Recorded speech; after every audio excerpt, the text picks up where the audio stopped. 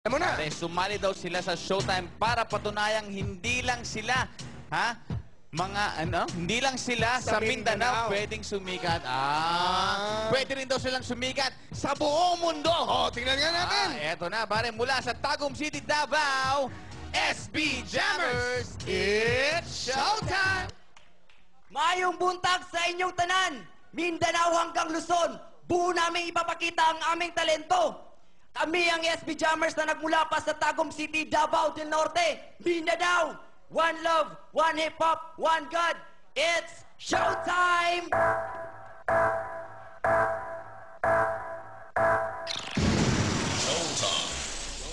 Listen up, y'all.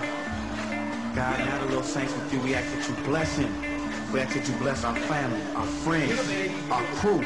Give us the strength that we need to win this battle. In your name we pray. Amen.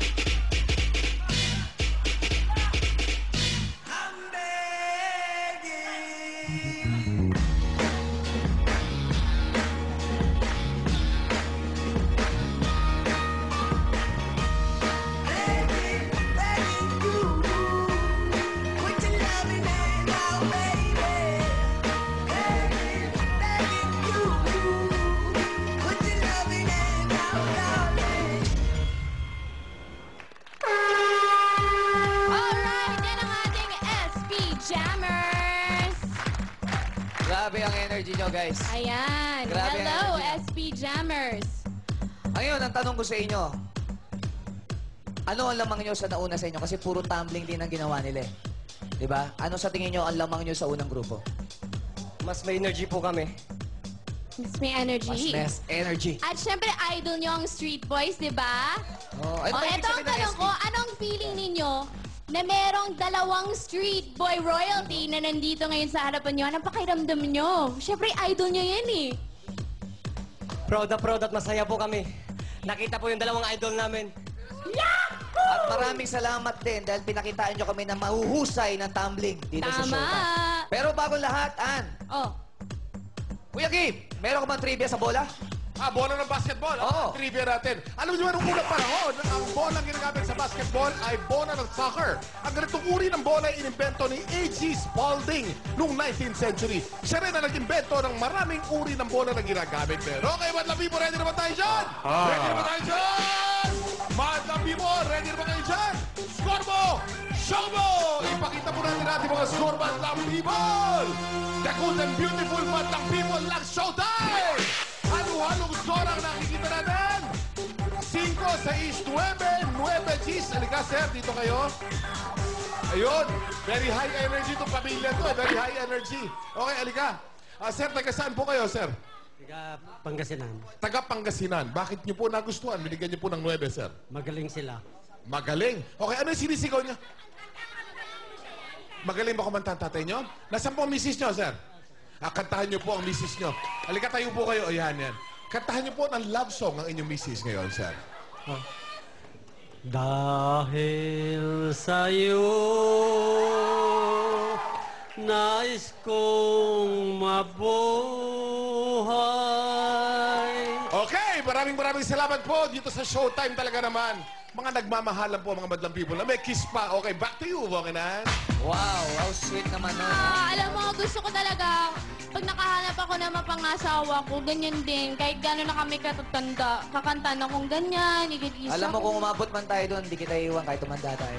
Ay, kala ko ako yung pinariringgan mo, sorry. Pero teka lang, Ann. Gusto ko lang tanungin itong kasamahan natin kasi kanina medyo hindi maganda yung landing niya eh. Pare Koy, okay ka lang ba? Okay lang po. Okay lang, okay lang. Okay lang ka. Ha? Sasayangan lang po ako. Huwag ka masayangan. Hindi, wag kang umiyak, pare ko, wag kang umiyak. Kasi kayo naman ginawa nyo naman yung best nyo eh. di ba? Oo, yun ang Ano, mahalaga. Pinakita nyo nung sa amin yung mensahe nyo kung anong yung gusto parating sa showtime. Nakita namin yun. Siyempre, may mga bagay talaga na hindi naman natin asahan. Meron tayong kundi pagkakamali, madisgrasya tayo. At least, okay kayo. Walang nasaktan sa inyo. At okay kayo as a group. Yan ang mahalaga, di ba?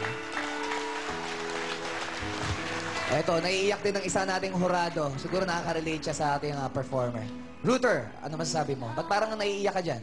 Naalala ko kasi, may show kami dati ni Alakim sa Naga. Mga 3 minutes before my performance, biglang nag-bleed yung nose ko, literally.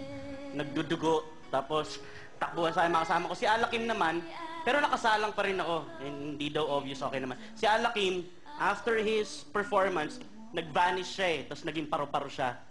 Tapos nag-collapse siya. Tapos unconscious. Mga 5 minutes siyang unconscious. So nakaka-relate ako sa nangyari sa kanila. Gusto ko lang sabihin sa inyo na ang layo pa ng pinanggalingan nyo. Kailan kayo dumating po? Last week pa. Okay, yung effort ninyo, Parang Martes po. yung effort ninyo, yung buong Davao, yung buong Mindanao, proud na proud sa inyo. Ayan, nagpapalakpakan sila ngayon. Titoy, may sasabihin ka? Kasi nag-worry din ko ako eh. Kasi nung gumagsak si Kuya, lahat sila parang gusto lang nilang huminto, tapos gusto nilang kuntahan siya. Oo. Kasi friend sila lahat. Oo. Totoo yun, napansin ko yun. Biglang tas lahat sila nakatingin sa kanya. Pero iba kayo eh. Iba kayo sa nauna, hindi lang kayo puro tumbling, tapos gusto ko yung intro ninyo. One love, one hip hop, one God. Panalong panalo sa amin yun. SB Jammers. Ganun talaga. Minsan may aksidente. Kung paano ninyo pinakitunguhan yung aksidente, ito para sa inyo. Ang ako, God bless you. God bless you. Ito ang score ninyo. Para sa akin, ito. Thank you, Luther and Titoy. Ikaw naman, Jong. Hey, SB. Madlang people, palakpakan natin. Ang layo pa ng pinanggalingan. Okay, alam nyo, guys, kung tamblingan at tamblingan lang, hindi rin kayo pauhuli, no? So talagang ako, nahihirapan ako mula sa una hanggang sa inyo. Alam nyo, yung aksidente, hindi talaga natin maiiwasan yan. Maski sa amin sa Street Boys, hindi natin naiiwasan Correct. minsan, di ba, Bong? Correct. Pero ang gusto ko yan sa Pinoy, talagang gagawin ang lahat. No, palaban ang Pinoy, di ba? Yun ang gusto ko, yun ang nakita ko sa inyo na kahit na delikado, pero para mapasaya mga tao, mapaganda yung performance, ginagawa natin lahat. Ganon din naman ako sa Showtime. So, guys, dapat konting practice pa, no, nung mga sayaw and nung mga stunts para hindi tayo nagkakaroon ng disgrasya, okay? At dahil dyan, ito, score nyo. Thank you, Jong. Miss Donita? Yung costumes nyo, hindi kasing appealing nung first group kasi sa kanila yellow and black, talagang maganda yan sa TV. Although, masasabi ko na talagang tinodo-todo nyo yung concept of basketball. Yung from the costumes to dribbling upside down, which is for me a little bit unique. But at the same time, alam ko na may accident na nangyari ngayon. What matters most to me is that you dedicated your performance to God. And for me, mahal na mahal ko yung mga ganyan ugali. So, eto ang score ko sa inyo.